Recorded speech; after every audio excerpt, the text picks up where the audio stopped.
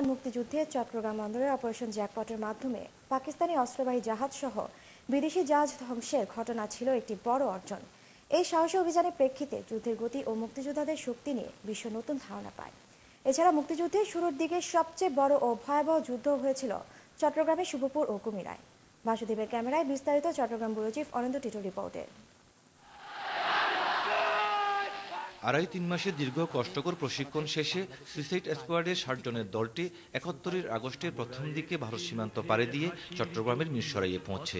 উদ্দেশ্য operation jackpot. নৌ কমান্ডোদের সহযোগিতায় চট্টগ্রাম বন্দরে অবস্থানরত বিদেশি জাহাজগুলো ধ্বংস করা। ১৯৭১-এর ১৫ আগস্টের রাতের এই অপারেশন স্বাধীনতার বিজয়কে অনেক দূর এগিয়ে নেয়। ১ নভেম্বর যে অপারেশন জ্যাকপট, যেটা নৌ কমান্ডোদের একটা বিরাট অপারেশন হয়েছিল, সেরকম ৬০ জন নৌ কমান্ডো ছিল আর ৪০ জন আমরা আমাদের চট্টগ্রাম থেকে আমরা যারা মুক্তিযোদ্ধা সরাসরি আমরা অংশগ্রহণ করেছিলাম। এইটা বিশাল ভূমিকা রেখেছিল মুক্তিযুদ্ধে পাকিস্তানিদেরকে তাদের মনোবল দুর্বল করে দেওয়ার ক্ষেত্রে। অন্যদিকে মুক্তিযুদ্ধের শুরুর দিকে সবচেয়ে বড় ও ভয়াবহ যুদ্ধটি হয়েছিল চট্টগ্রামের শুভপুর ও কুমিরায়।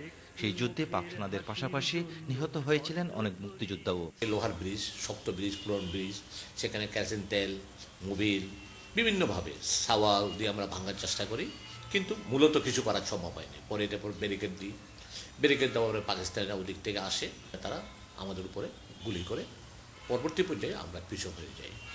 পরবর্তীতে তারা ওইখান থেকে যখন চলে আসে, সে কুমিরাতে তাদেরকে আমরা প্রতিরোধ করি। আর একটা ভয়াবহতম যুদ্ধ হয়েছে আপনার কুমিরাতে।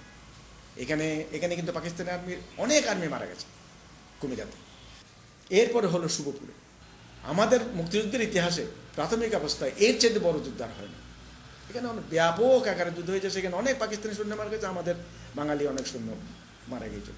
এরপর এক একটি সফল অপারেশন ও মুক্তিযোদ্ধাদের অসীম সাহসিকতায় ডিসেম্বরের প্রথম সপ্তাহ থেকে পাক হানাদার মুক্ত হতে থাকে চট্টগ্রাম। একমাত্র ক্যান্টনমেন্ট এলাকা ছাড়া ১৪ ডিসেম্বরেই হানাদার মুক্ত হয়ে যায় পুরো চট্টগ্রাম। মোরা একটি ফুলকে বাঁচাবো বলে যুদ্ধ করি। অনিন্দ্য টিটো, জিটিভি নিউজ।